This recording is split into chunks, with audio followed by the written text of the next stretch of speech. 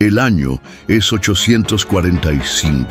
En algún lugar de Europa, un hombre de fe se arrodilla, suplicando por la paz. En otro, un rey sueña con la prosperidad de su pueblo. Pero en el gélido norte, donde el hielo se quiebra y los vientos aúllan, un sonido irrumpe en la bruma del amanecer. El roce de la quilla en la arena, el estrépito de hachas afilándose, el grito salvaje de 1000 gargantas ansiosas de sangre. Este no es el sonido de la paz. Es el augurio de una plaga, una tormenta de furia que se alza contra el corazón de la cristiandad. Este es el sonido de Ragnar. No emergió de las leyendas, sino que las forjó con fuego y acero. Ragnar Lodbrok, el hombre cuyo nombre haría temblar a obispos y palidecer a reyes. Su mirada fría, una promesa de fatalidad. Su voluntad más dura que el granito de las montañas. Con la audacia de un dios y la astucia de un lobo, reunió no solo un ejército, sino una fuerza de la naturaleza. 120 drácars, cada uno una serpiente marina con sus proas, de dragón escupiendo terror. Cada remo, un latido del corazón de un monstruo indomable.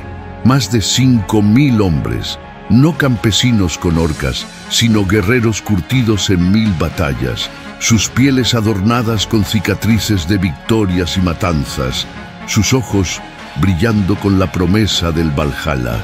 La flota se lanzó al Sena, el río que debería ser la vena de Francia, pero que ahora se convertiría en su arteria cortada.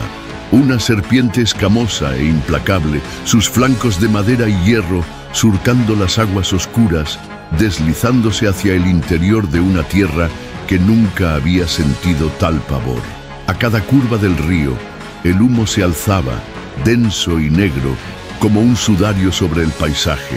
Aldeas que dormían en la calma de siglos eran arrancadas de su letargo por alaridos, por el crepitar de las llamas, por el estruendo ensordecedor del acero contra la carne. Las casas, los hogares, todo se deshacía en cenizas bajo el avance inexorable. Y no eran solo los humildes quienes sentían el peso de la mano de Ragnar. Los monasterios, santuarios de oración y custodios de riquezas acumuladas se convirtieron en presas fáciles para el hambre vikinga. Puertas macizas de roble eran derribadas, sus capillas profanadas. Oro, plata y joyas eran arrancados de los altares, reliquias sagradas arrojadas al suelo y pisoteadas bajo botas sucias. Monjes con rostros pálidos de terror eran arrastrados al exterior, sus plegarias sofocadas por las risas roncas de los invasores. Muchos fueron masacrados sin clemencia, otros encadenados, destinados a una vida de esclavitud o, peor aún, a un sacrificio pagano en manos de sus verdugos. El Sena, que debería llevar vida, ahora transportaba en sus aguas el hollín de la destrucción y el eco de los lamentos. Ragnar no solo saqueaba, enviaba un mensaje escrito con llamas y sangre en cada milla recorrida. París, la joya de la corona carolingia, la ciudad de las luces, esperaba, ignorante de que la oscuridad navegaba hacia ella. El aire se volvía pesado con el olor a humo y el presagio de la muerte. Con cada remo que golpeaba el agua, con cada saqueo, con cada vida cegada, Ragnar reafirmaba su dominio. El río no era solo un camino, era un corredor de la muerte, y al final el destino de un imperio estaba a punto de ser reescrito por el hacha de un vikingo. La furia nórdica estaba a las puertas, y París iba a conocer su pesadilla más oscura. Mientras los drácars de Ragnar cortaban las aguas del Sena, el pánico que se extendía por las orillas no era solo el miedo a la muerte, era el pavor a lo desconocido, a una fuerza que parecía desafiar el propio orden divino. Cada día, la flota vikinga se adentraba más en el corazón del reino franco, dejando tras de sí un rastro de devastación tan vasto que parecía que el suelo mismo ardía. El olor a humo y cenizas impregnaba el aire, mezclándose con el temor en las mentes de campesinos y nobles. No estaban preparados para la guerra que Ragnar traía. Los francos Acostumbrados a disputas internas y amenazas más predecibles, enfrentaban ahora una entidad que operaba bajo un código completamente distinto. Para ellos, la guerra tenía reglas, límites. Para Ragnar y sus hombres, la única regla era la victoria, y los límites eran solo obstáculos a superar con fuerza bruta y astucia. El pillaje no era un simple acto de robo, era un ritual, una forma de honrar a sus dioses y demostrar su supremacía.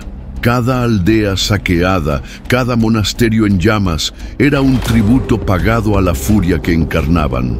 Los gritos de desesperación que resonaban desde las orillas del Sena eran respondidos por los cantos de guerra vikingos, sonidos guturales que parecían provenir de otro mundo, un mundo donde la oscuridad reinaba y la violencia era sagrada.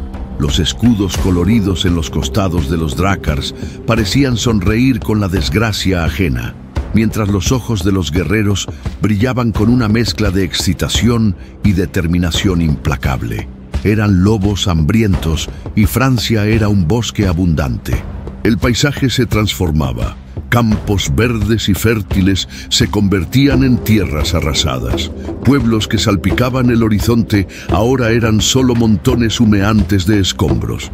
Los árboles, a orillas del río, antes testigos de la paz, ahora observaban en silencio el paso del terror, sus hojas cubiertas por el hollín de los incendios. El sonido de los remos rítmicos en el agua era el latido de esa fuerza invasora, una melodía macabra que anunciaba la inevitabilidad de la llegada de Ragnar. París, la orgullosa capital del Imperio Carolingio, aún respiraba, pero sentía la cercanía del peligro como una mano helada apretando su corazón. Mensajeros, agotados y aterrorizados, llegaban a la corte de Carlos el Calvo con informes cada vez más sombríos de la devastación. La imagen de un ejército pagano, venido de los mares, invadiendo sus tierras sagradas, desafiaba su comprensión y sacudía los cimientos de su fe. El Sena, que debería proteger y nutrir la capital, se convertía en el camino hacia su posible ruina.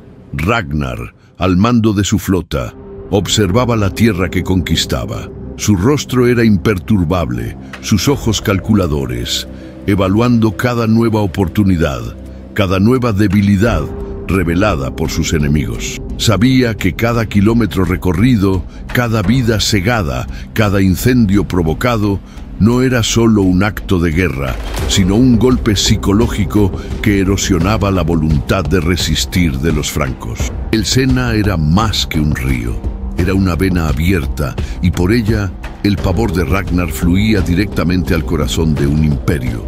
La entrada en el Sena no era solo el inicio de una campaña militar, sino la apertura de un portal hacia la pesadilla. Y París estaba a pocos pasos. París respiraba el aire pesado de la incertidumbre. Cada día que pasaba, la sombra de los drácars de Ragnar se alargaba, proyectándose sobre la capital como una maldición inminente.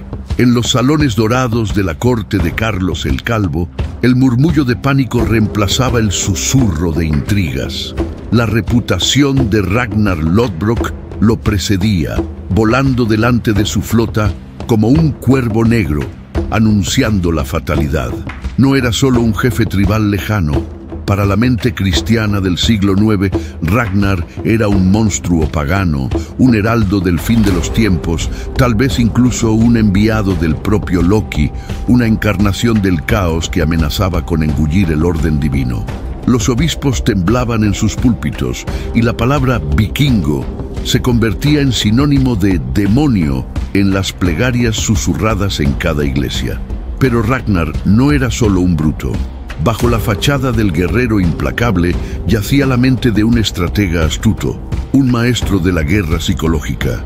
Entendía que el miedo era un arma tan potente como el hacha afilada.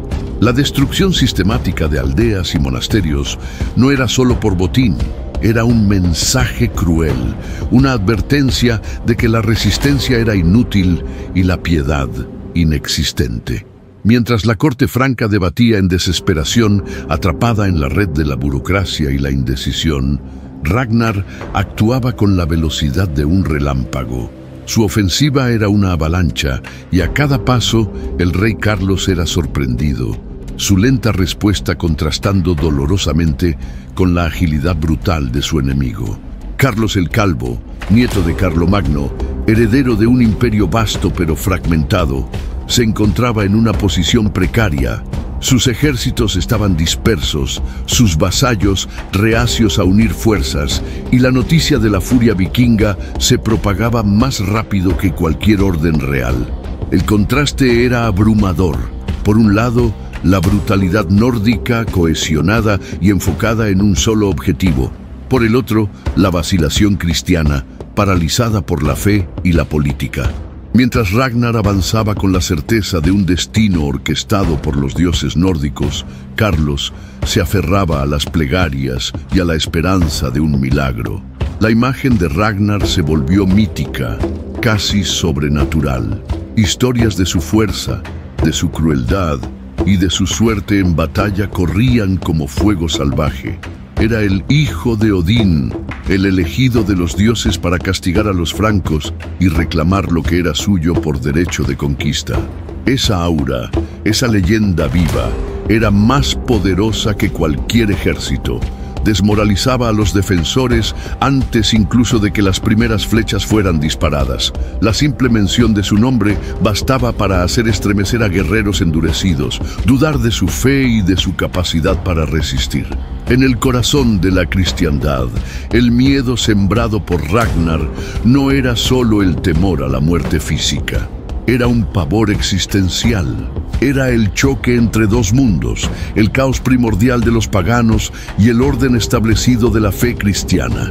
El acero nórdico estaba a punto de colisionar con la fe inquebrantable de los francos, y el resultado de esa colisión determinaría no solo el destino de París, sino tal vez el rumbo de toda Europa occidental.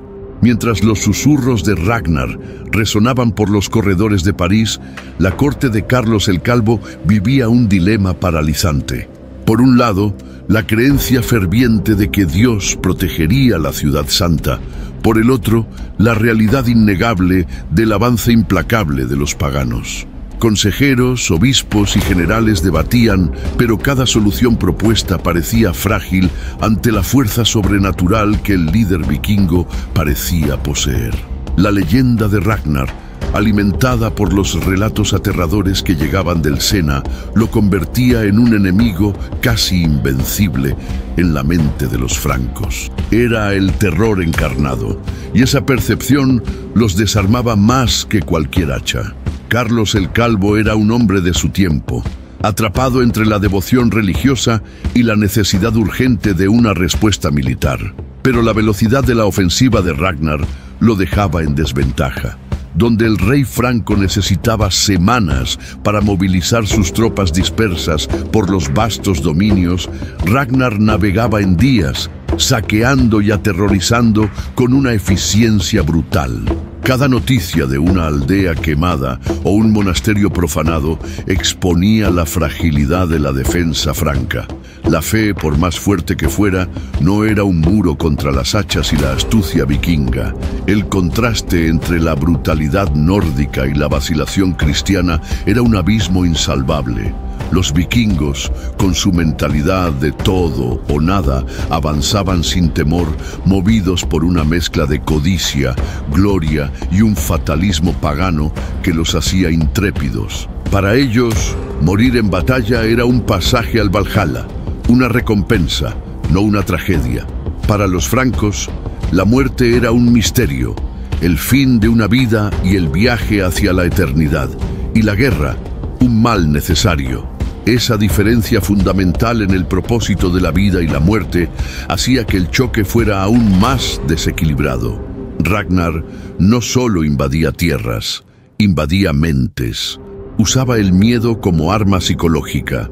Cada saqueo, cada masacre, no era un acto aleatorio de violencia, sino parte de una estrategia calculada para quebrar la moral de los francos antes incluso del enfrentamiento directo. La simple presencia de su flota en el Sena era un recordatorio constante de que el orden conocido estaba a punto de ser desmantelado. El hijo de Odín no era solo un guerrero, era un símbolo vivo del caos que amenazaba con engullir el orden establecido. La tensión psicológica crecía. Los campanarios de las iglesias sonaban sin cesar, no en celebración, sino en un lamento continuo, una plegaria desesperada por salvación. Las defensas de París se reforzaban apresuradamente, pero el pavor ya se había infiltrado en las murallas. El caos y el orden, el acero y la fe. Esos dos mundos estaban en curso de colisión, y el corazón de la cristiandad sentía la presión aplastante. París, la joya del imperio, estaba al borde de un enfrentamiento que definiría no solo su destino, sino el destino de toda una era. Antes de que la sombra de los Drakars de Ragnar se cerniera sobre las murallas de París, la furia vikinga se desató sobre otros asentamientos, sirviendo como una aterradora orquestación de lo que estaba por venir. Rouen, una ciudad rica y estratégica, fue la primera en sentir el peso total de la brutalidad nórdica. No fue un simple asalto, sino una declaración de intenciones, una advertencia sangrienta para el reino franco. Los vikingos descendieron en masa, sus gritos de guerra resonando por las calles estrechas, superponiéndose a los lamentos de terror. La ciudad, desprevenida ante la ferocidad y rapidez del ataque, cayó rápidamente. Las calles, antes bulliciosas, se transformaron en un escenario de carnicería y caos. Las casas eran forzadas, sus posesiones saqueadas, sus habitantes arrastrados a la luz del día, algunos hacia una muerte sumaria, otros hacia un cautiverio incierto. Pero el foco principal de la furia no eran las casas, sino los pilares de la cristiandad. Los monasterios, con sus bibliotecas repletas de manuscritos y sus altares adornados con oro y plata, eran blancos codiciados, no solo por sus riquezas materiales, sino por su valor simbólico. Para Ragnar y sus hombres, incendiar un monasterio no era solo un acto de destrucción, era una profanación deliberada, un desafío directo al Dios cristiano. Las llamas que consumían la madera y las piedras de los edificios santos eran una respuesta a la fe que los francos profesaban con tanto fervor. Las cruces eran derribadas, los íconos religiosos aplastados bajo botas sucias, las reliquias de santos, veneradas por siglos, eran arrastradas al exterior, a menudo profanadas y luego abandonadas o destruidas. Obispos y abades, antes figuras de autoridad y respeto, eran capturados, humillados y en muchos casos sacrificados en rituales paganos. El saqueo de Rouen no era solo un acto de pillaje, era parte de una guerra religiosa y cultural. Los vikingos, con su adoración a los dioses antiguos y su profunda desconfianza hacia la fe cristiana, veían en esa campaña una cruzada inversa. Estaban purificando la tierra, devolviéndola a los dioses primordiales, lavándola con sangre y fuego.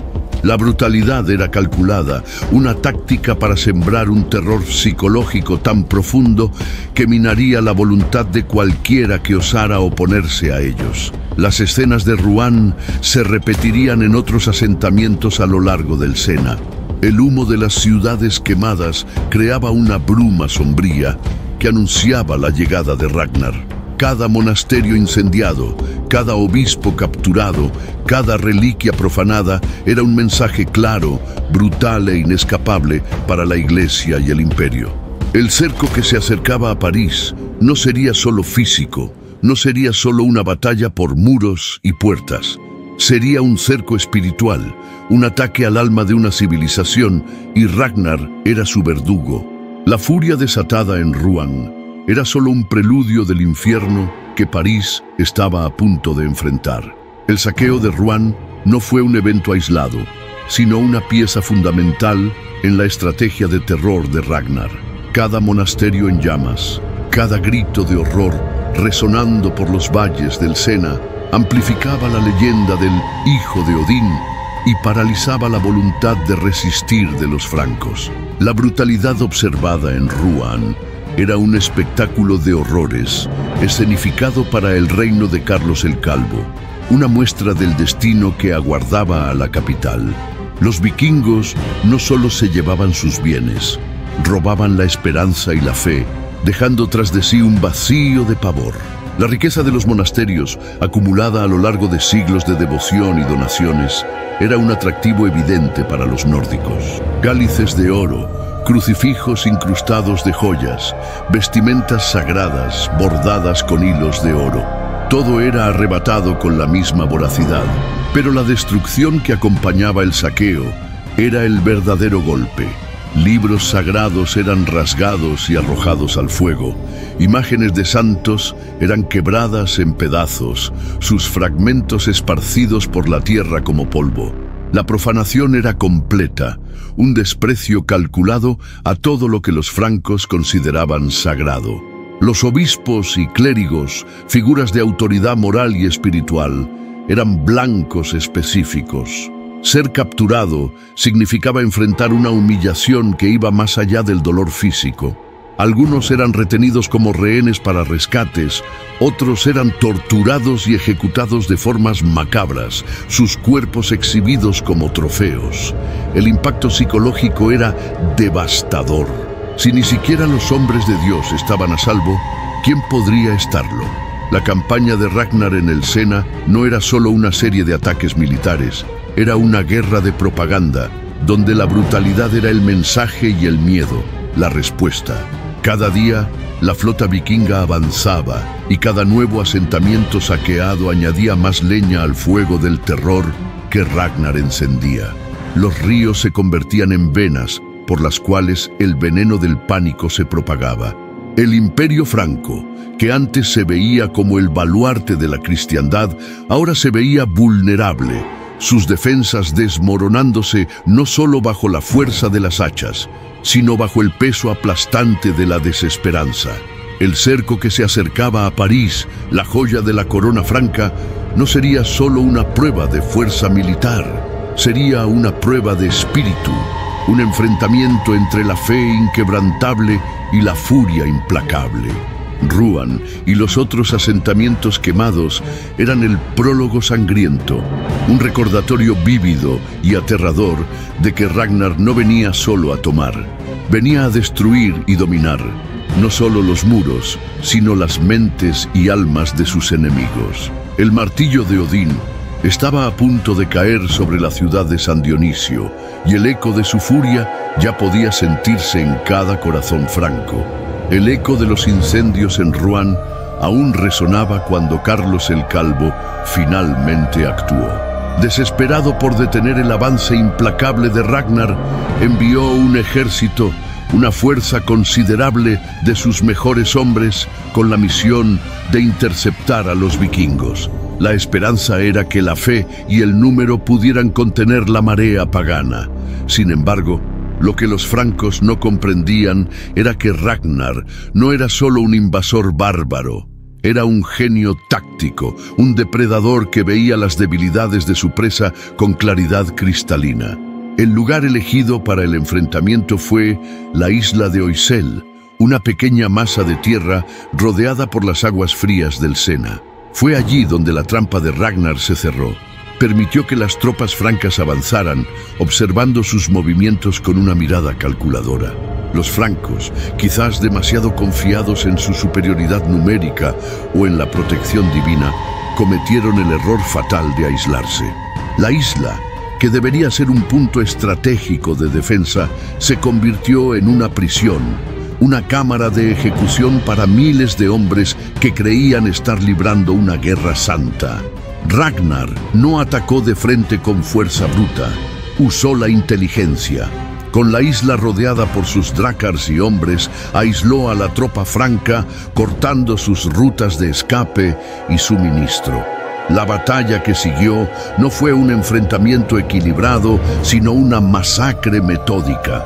Los vikingos atacaron con una precisión brutal, sus hachas y espadas cortando las filas francas con una eficiencia aterradora. El sonido del acero contra el acero, los gritos de dolor y la desesperación de los hombres moribundos se mezclaban en el aire, resonando sobre las aguas del río. La resistencia franca fue quebrada. Lo que quedaba del ejército de Carlos fue aniquilado, sus cuerpos arrojados al Sena, tiñendo las aguas de rojo. La isla de Oisel se convirtió en un monumento macabro a la genialidad táctica de Ragnar y a la ingenuidad de sus enemigos. No era solo una victoria militar, era una demostración de poder, una advertencia brutal. Quien osara resistir a la furia de Ragnar sangraría. Era una recompensa forjada en sangre que fortalecía la leyenda del líder vikingo y aterrorizaba aún más el corazón de la cristiandad. La batalla en la isla de Oisel fue un punto de inflexión decisivo. Allí, Ragnar Lodbrok dejó de ser solo un invasor temido y se transformó en el dominador incuestionable. Su victoria no solo aniquiló una parte significativa de las fuerzas francas, sino que también quebró la moral de cualquiera que considerara desafiarlo. El terror que había sembrado en el Sena ahora florecía con una certeza sangrienta. París, a pocos días de navegación, estaba a punto de sentir el impacto total de esa demostración de poder. El camino estaba despejado y la sombra de Ragnar se alargaba sobre la capital, ahora indefensa. El Sena, que había presenciado el paso de los Drakars de Ragnar, ahora tragaba los cuerpos de los soldados francos, un testimonio sombrío del fracaso de Carlos el Calvo. La isla de Oisel, antes un punto verde en el río, se transformó en un cementerio improvisado, donde la sangre manchaba la tierra y los gritos de agonía aún parecían resonar en el aire. Para Ragnar no era solo una victoria, era una lección, una demostración de que la fe no detenía hachas y la valentía no vencía a la astucia. La élite militar franca había sido humillada y aniquilada, no en un cerco prolongado, sino en una trampa rápida y brutal. La genialidad táctica de Ragnar residía en su capacidad para leer el campo de batalla y explotar las debilidades de su enemigo. No se intimidaba por los números, los manipulaba. Al aislar a los francos, transformó una posible línea de defensa en un matadero. Las flechas llovían, los escudos se chocaban y el resultado fue el sonido gutural de la carne siendo partida por el acero nórdico. La derrota en Oisel no fue una batalla perdida, fue una capitulación del espíritu franco, un reconocimiento doloroso de la superioridad militar y psicológica de Ragnar. El regreso de los pocos sobrevivientes en estado de shock y traumatizados a la corte de Carlos el Calvo fue más devastador que cualquier ejército invasor. Sus relatos de horror, de un enemigo que parecía invencible e inmisericorde, se propagaron como una plaga, erosionando cualquier resquicio de moral entre los defensores de París. El mensaje de Oisel era inconfundible. Ragnar no estaba allí para negociar, estaba allí para dominar, y la dominación vendría a cualquier costo. La confianza de los francos, ya debilitada por los saqueos a lo largo del Sena, se derrumbó completamente tras la masacre. La recompensa de sangre de Ragnar era un tributo a su crueldad y eficacia. El imperio carolingio, un gigante en su propia mente, tambaleaba ante un depredador que no seguía sus reglas. París, el corazón de la cristiandad, estaba ahora verdaderamente expuesta, sus defensas debilitadas y su voluntad de resistir al borde del colapso. El camino hacia la ciudad estaba despejado, no por la ausencia de defensores, sino por la aniquilación de la esperanza. Ragnar se había convertido en más que un guerrero, era el heraldo de la destrucción, y París sería su próximo y definitivo trofeo. Finalmente, el espectro de Ragnar no era ya una amenaza distante en el Sena, estaba allí. Las proas de dragón de los Drakars, antes meras leyendas susurradas, ahora se alzaban amenazantes contra el horizonte de París, sus siluetas oscuras reflejadas en las aguas del río. La ciudad, la joya de la corona carolingia, la muralla sagrada de la cristiandad, se veía por primera vez a merced de una fuerza que parecía salida de las profundidades del infierno. El olor a humo, traído por los vientos del oeste, se mezclaba con el aroma del pavor que ya permeaba cada callejón, cada corazón parisiense. No era solo un cerco militar, era un asalto psicológico donde el terror se unía a la ofensiva militar en una sinfonía macabra. Ragnar, con la ciudad a la vista, no dudó. No vino solo a cercar, vino a aterrorizar. La llegada de los vikingos fue un espectáculo de furia y provocación. En lugar de un avance lento y cauteloso, Ragnar organizó ataques rápidos e implacables, pequeñas incursiones que tenían como objetivo principal no la conquista inmediata, sino la diseminación del pánico y la desmoralización total de los defensores. Guerreros desembarcaban, moviéndose con la eficiencia brutal de depredadores, atacando las áreas externas de la ciudad, lejos del alcance directo de las defensas más fuertes. Los incendios se multiplicaron. Iglesias y edificios fuera de las murallas, que antes eran símbolos de fe y civilización, se convirtieron en llamas que lamían el cielo nocturno, transformando el horizonte parisiense en un espectáculo de devastación. El fuego, para los vikingos, era un arma. No solo destruía propiedades, sino que consumía la esperanza, quemaba la fe y proyectaba sombras gigantescas de miedo sobre la ciudad sitiada. Cada iglesia que ardía era una afrenta directa al Dios cristiano, una demostración de que ni siquiera lo sagrado estaba a salvo de la furia pagana. Pero Ragnar fue más allá de la simple destrucción. Orquestó actos de sadismo calculado, gestos viles que tenían como objetivo quebrar el espíritu de los parisienses. Dicen las crónicas que monjes capturados en monasterios a lo largo del Sena fueron brutalmente asesinados y sus cabezas, aún ensangrentadas, fueron lanzadas sobre las murallas de la ciudad por catapultas improvisadas. El impacto de esas cabezas rodando por las calles, sus ojos vacíos mirando al cielo, era un insulto final, una profanación tan chocante que helaba la sangre de los defensores. No era solo una táctica militar, era una provocación religiosa, una guerra declarada contra el alma de París. El terror psicológico se unía a la ofensiva militar, creando una presión insoportable sobre los que estaban dentro de las murallas. Cada llama, cada grito, cada cabeza lanzada sobre los muros servía para reforzar la imagen de Ragnar como un ser inmisericorde, una fuerza demoníaca que no conocía límites. La fe de los parisienses estaba siendo probada, no por un ejército convencional, sino por una pesadilla viva, forzada a presenciar la barbarie más abyecta. Ragnar quería que París cayera no por la fuerza, sino por el desespero, por la erosión de la voluntad de luchar. La muralla sagrada, aunque de piedra, estaba bajo un ataque que apuntaba directamente a su corazón espiritual. El aire sobre París se volvió denso con el humo de las aldeas e iglesias incendiadas, una nube oscura que envolvía la ciudad como un sudario. Desde dentro de las murallas, los parisienses observaban el horror desplegarse, cada día más desesperados. Ragnar no necesitaba derribar los muros para aplastar la moral de sus enemigos. Los quebraba desde dentro, con el terror y la profanación. Los ataques rápidos y quirúrgicos no daban tregua, manteniendo a los defensores en un estado constante de alerta y agotamiento, sin saber dónde caería el próximo golpe. La visión de las llamas consumiendo los santuarios cristianos era particularmente angustiante para una población profundamente religiosa. Para ellos era una señal de que sus pecados habían atraído la ira divina o que Dios los había abandonado.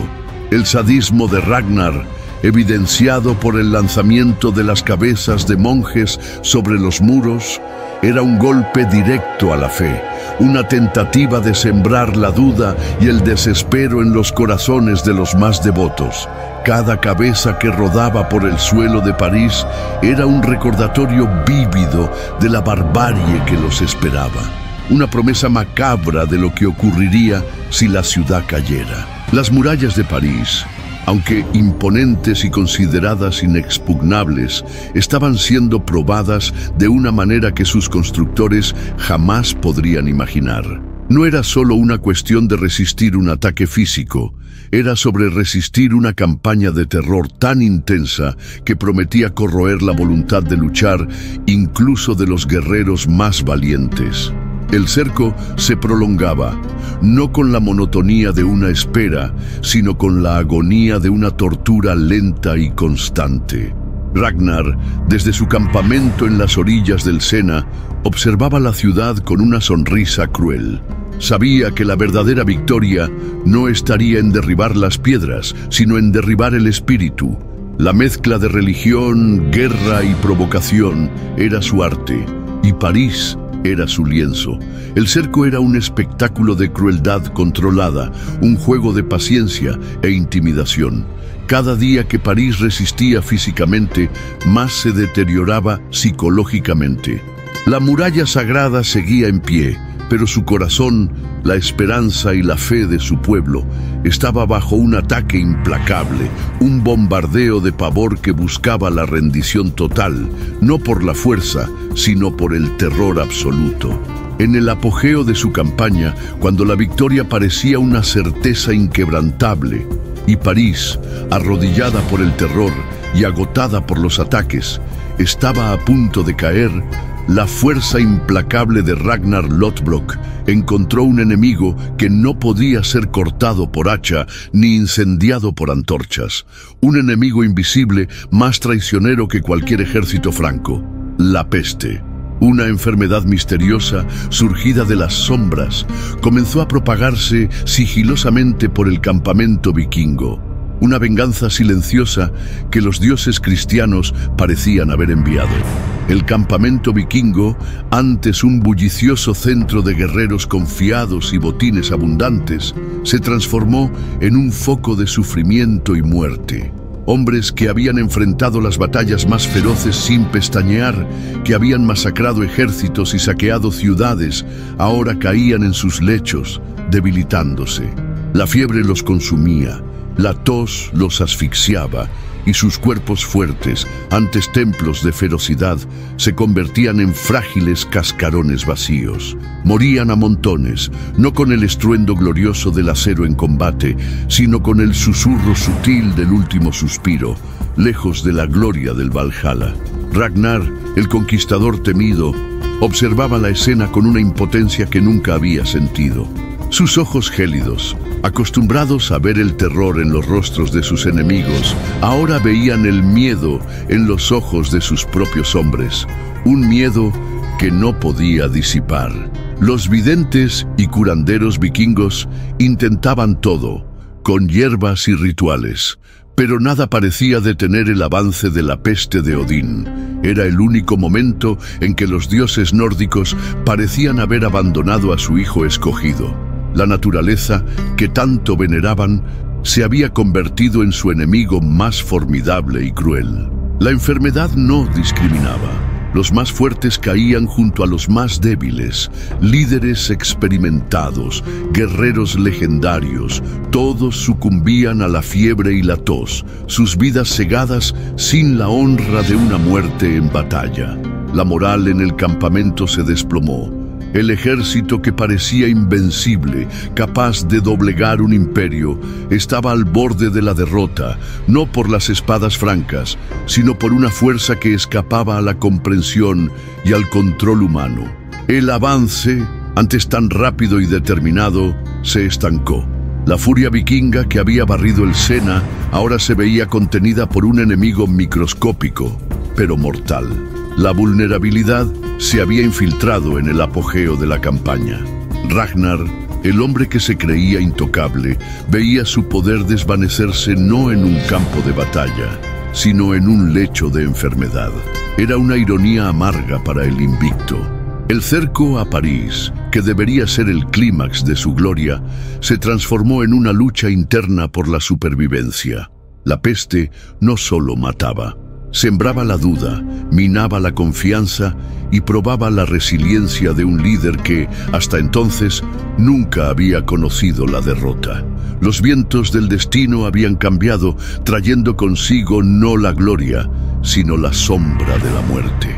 La ironía de la situación no escapaba a nadie en el campamento vikingo. Hombres que habían sobrevivido a inviernos rigurosos, a batallas brutales y a travesías peligrosas, estaban siendo derribados por una enfermedad que ni siquiera podían ver.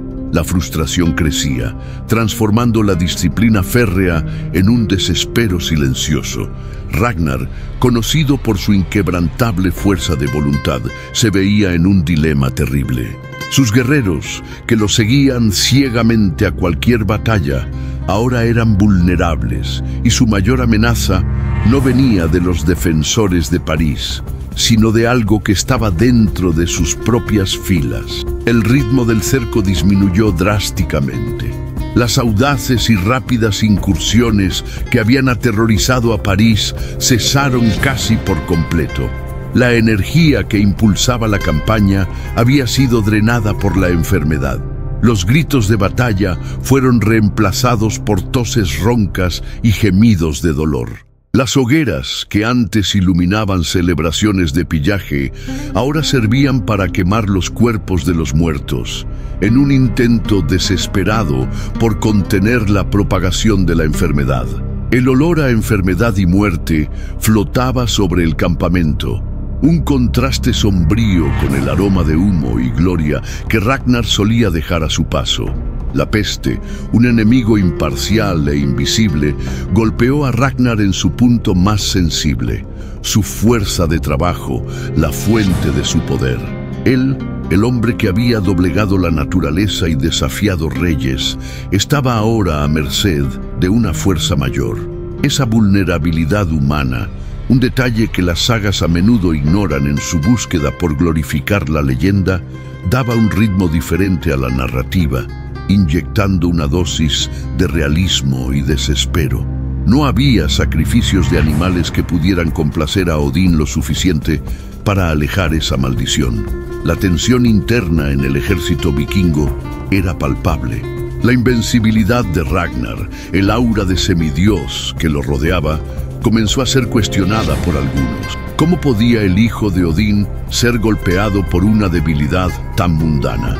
Esa duda, aunque susurrada, era un veneno lento que amenazaba con desmantelar la cohesión del ejército. La confianza era la columna vertebral de sus victorias, y la enfermedad estaba corroyendo esa columna. Ragnar, en medio de esta crisis, necesitaba tomar una decisión. Continuar el cerco significaba ver a su ejército desvanecerse hasta la aniquilación. Retroceder, sin embargo, sería una señal de debilidad, una mancha en su reputación. La peste no era una derrota en batalla, sino una trampa, una condición impuesta por la propia existencia, y esa condición lo forzaba a una elección que definiría su leyenda de una manera inesperada. París, agotada, esperaba, y el tiempo, que parecía estar del lado de Ragnar, ahora conspiraba contra él, impulsado por la marcha silenciosa e implacable de la muerte. Con su ejército debilitándose bajo el ataque invisible de la peste, la gloria inminente de Ragnar sobre París comenzó a desvanecerse. Aquel que nunca había retrocedido ante espadas enemigas se veía enfrentado a un adversario que desafiaba su comprensión y sus métodos de guerra. Sin embargo, la astucia de Ragnar, tan legendaria como su ferocidad, permaneció intacta. Sabía que el tiempo era un lujo que la enfermedad no le permitía más. París, exhausta y aterrorizada, respiraba aliviada con la pausa en los ataques, pero no comprendía la razón detrás del silencio vikingo. Mientras la peste diezmaba a sus hombres, Ragnar no se rindió al desespero. En cambio, su mente estratégica trabajó febrilmente. Había demostrado su poder, infundido terror y humillado al imperio franco. La ciudad estaba vulnerable, pero a un costo prohibitivo para él. Fue en ese momento que Carlos el Calvo, el rey sitiado y desesperado, tomó una decisión que cambiaría el curso del cerco y entraría en la historia como uno de los mayores actos de sumisión. Carlos sabía que sus fuerzas estaban agotadas y desmoralizadas. La masacre en la isla de Oisel y la incesante campaña de terror habían quebrado la resistencia. Ante la amenaza inminente de un ataque final de Ragnar, incluso con el ejército vikingo debilitado, el rey franco optó por una salida impensable para el honor de un monarca: pagar. Decidió comprar la paz, no con lanzas y escudos, sino con plata. Una vasta fortuna. Mensajeros francos, pálidos y temblorosos, fueron enviados al campamento vikingo. Llevaban una propuesta: un rescate colosal a cambio de la retirada de Ragnar. La suma era asombrosa para la época: 7.000 libras de plata. Una cantidad que representaba años de impuestos, el peso de la riqueza de un reino. Era un precio humillante, una admisión pública de la incapacidad de Carlos para proteger su capital por la fuerza. Para sorpresa de muchos, Ragnar aceptó. No había venido para ocupar París, sino para dominarla, para extraer su riqueza y, más importante, para forjar su leyenda. No necesitaba derribar cada muralla para vencer. La rendición de Carlos, la oferta de tal fortuna, era la prueba final de su victoria. No hubo conquista sangrienta de los muros, pero sí una conquista mucho más profunda: la conquista del honor, del miedo y de la sumisión de un imperio. La escena del pago debió ser visualmente impactante.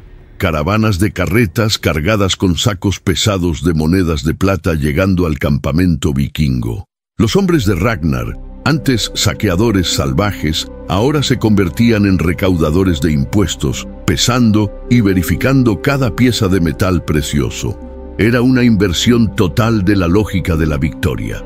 El vencedor no tomó la ciudad por la espada, sino que forzó al perdedor a comprarla de vuelta con su propio tesoro. Ragnar no retrocedió por debilidad, sino con la altivez de un rey que cobra tributo a otro rey. París estaba a salvo, pero a un costo que resonaría a través de los siglos. La peste había impuesto una condición, pero Ragnar la transformó en un triunfo. La decisión de Carlos el Calvo de pagar el rescate resonó como un trueno en toda la cristiandad. No era solo una transacción, sino una admisión tácita de que ni la fe ni los ejércitos francos pudieron detener la furia de Ragnar. El oro y la plata entregados a los vikingos eran un símbolo de la derrota, una prueba tangible de la sumisión de un imperio ante un grupo de paganos del norte. Pero para Ragnar, la victoria no estaba en la ocupación física de los muros de París, sino en la dominación del imaginario, en la subyugación psicológica de sus enemigos. Había doblegado a un rey, no en un campo de batalla, sino con la amenaza y la astucia. La retirada de Ragnar, cargado con el tesoro franco, no fue un acto de debilidad, sino de un rey que cobra tributo. Había llegado como un depredador y ahora partía como un soberano, llevando consigo la riqueza y el honor de sus adversarios. Los vikingos, antes vistos como meros saqueadores, ascendieron al estatus de una fuerza política y militar a ser reconocida y temida. El pago del Danegeld, como se conocería este tipo de tributo, se convertiría en un precedente peligroso para el futuro de Europa, una invitación a más incursiones, una señal de vulnerabilidad que los nórdicos explotarían repetidamente. París, aunque salvada de la destrucción final, llevaría para siempre las cicatrices de ese cerco. No solo las marcas físicas de los incendios y saqueos en sus alrededores, sino la cicatriz invisible de la humillación. La ciudad, que se enorgullecía de ser la centinela de la fe y la civilización, se había arrodillado ante los hijos de Odín, comprando su libertad con su propia riqueza. Esa negociación, esa rendición transformó la comprensión de la victoria para los vikingos. Vencer no era siempre ocupar, era dominar el miedo, extraer la riqueza y forzar al enemigo a inclinarse. El cerco de París fue un divisor de aguas en la leyenda de Ragnar Lodbrok. Demostró ser no solo un guerrero implacable, sino un estratega calculador capaz de transformar una desventaja, la peste en su campamento, en una oportunidad de lucro y gloria. La figura de Ragnar creció, volviéndose aún más mítica tras este evento. Para los francos, era un demonio que había desafiado a su dios y saqueado su tierra. Para los vikingos, era un semidios, un líder que había conquistado lo impensable, extrayendo oro de un imperio sin necesidad de romper sus últimas defensas. La partida de los Drakars de Ragnar por el Sena, cargados con el vasto tesoro de plata, marcó el fin de una ofensiva, pero el inicio de una leyenda. El brillo de la plata, reflejando el sol sobre las aguas del río, era un eco visual de la furia que se había desatado sobre Francia. La ciudad de París se había comprado, pero a un costo que la perseguiría por generaciones. El martillo de Odín había caído, no en destrucción total, sino en una forma de dominación que era, para muchos, aún más abrumadora. El legado de Ragnar estaba grabado no solo en la historia, sino en la memoria del terror que había impuesto. El cerco de París había llegado a su fin, pero la verdadera historia de Ragnar Lodbrok apenas comenzaba a tejerse. Con los Drakars cargados de plata navegando de regreso al norte, la ciudad respiró un suspiro de alivio, una mezcla de redención y vergüenza. Para los francos, la memoria del terror que Ragnar había impuesto no desaparecería con la partida de sus naves. No fue solo un invasor, fue una pesadilla viva, un flagelo que había desafiado su fe, saqueado sus tierras y humillado a su rey. Su nombre, antes lejano, ahora resonaba en cada sombra, en cada plegaria desesperada. Cada noche, las historias de aquel monstruo pagano serían contadas para recordar a todos que el mundo no era tan seguro como parecía. Pero para los vikingos, Ragnar era más que un guerrero, era un semidios, un líder visionario que había desafiado lo impensable y vencido.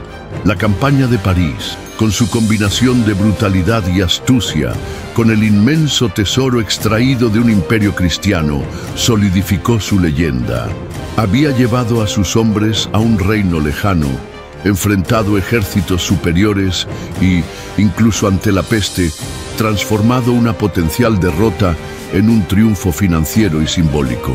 Las sagas serían cantadas, los hechos de Ragnar serían relatados en los grandes salones, inspirando a generaciones de guerreros a buscar gloria y riqueza en tierras extranjeras. El imperio carolingio, un coloso en decadencia, nunca más sería el mismo.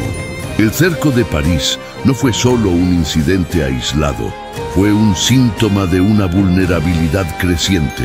La incapacidad de Carlos el Calvo para proteger su capital por la fuerza y su necesidad de pagar un rescate colosal revelaron una fragilidad alarmante en el corazón del imperio. Ese precedente del Danegeld se extendería, convirtiéndose en una táctica común para los vikingos en futuras incursiones. La idea de que los reinos podían ser comprados en lugar de conquistados por la fuerza bruta, abrió una nueva y lucrativa vía para los pueblos nórdicos. París, la ciudad que se veía como el centro de la civilización, la ciudad de la luz y de la fe, aprendió una lección brutal. La muralla más fuerte no era de piedra y mortero, sino la memoria del terror. El miedo a Ragnar y lo que representaba se enraizó profundamente en la psique colectiva de la ciudad. El Sena, que había servido como puerta de entrada para la furia vikinga, ahora sería para siempre asociado con la imagen de los Drakars, del humo y los gritos. El legado de Ragnar no era solo un registro histórico, era una herida abierta, un recordatorio constante de la fragilidad humana ante una fuerza indomable e inmisericorde. La campaña de 845 d.C. no fue solo una batalla, fue una forja, donde la leyenda de Ragnar fue moldeada en fuego y sangre. No solo dejó un rastro de destrucción física, sino una marca indeleble en la mente de las personas. El eco del martillo de Odín había resonado en París, y su sonido persistiría por siglos, recordando a todos que, por un breve y terrible momento, un hombre del norte había doblegado un imperio. La partida de los Drácars de Ragnar por el Sena, cargados con el vasto tesoro de plata, selló no solo el fin de un cerco, sino el nacimiento de una leyenda inmortal. Las aguas del río, que habían presenciado la furia y el pavor, ahora reflejaban el brillo de la plata, un eco visual del triunfo de Ragnar. Para los francos, la memoria de lo ocurrido no sería una página polvorienta de la historia, sino una cicatriz profunda en el alma del imperio. El nombre Ragnar, antes desconocido, se convirtió en un espectro, un recordatorio constante de la vulnerabilidad de sus dominios y de la fragilidad de su propia fe ante una fuerza pagana implacable. La campaña de 845 d.C. no fue solo otra incursión vikinga, fue una lección de dominación, donde Ragnar demostró que la victoria podía alcanzarse sin la necesidad de una conquista total. La simple amenaza, la violencia calculada y la capacidad de forzar a un rey a pagar un tributo humillante fueron armas más efectivas que cualquier máquina de asedio. Este evento consolidó la reputación de Ragnar como un estratega legendario, un hombre cuyas hazañas trascendían el mero saqueo y se elevaban al nivel de la conquista de voluntades. Para los pueblos nórdicos, el regreso de Ragnar con la inmensa riqueza de París sería celebrado por generaciones.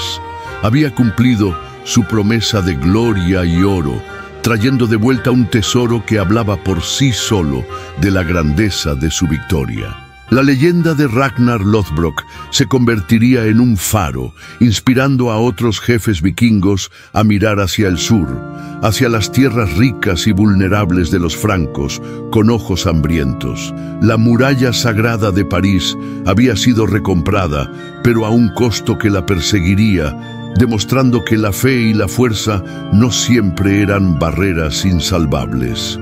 El legado de Ragnar no se limitó a los anales militares, penetró en la cultura y la psicología de la época. La figura del vikingo, antes una amenaza genérica, ganó un rostro, un nombre y una reputación que se extendería por toda Europa.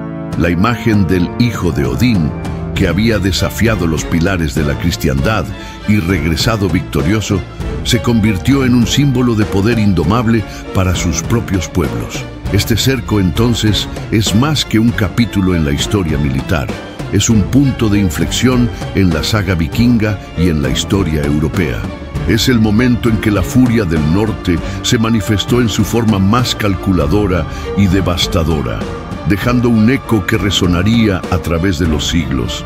El martillo de Odín había golpeado y su sonido, poderoso y final, forjó la leyenda de Ragnar Lothbrok para la eternidad. Si te gustó esta historia, suscríbete al canal, dale like y deja tu comentario. Este es el canal Emperadores. Hasta la próxima.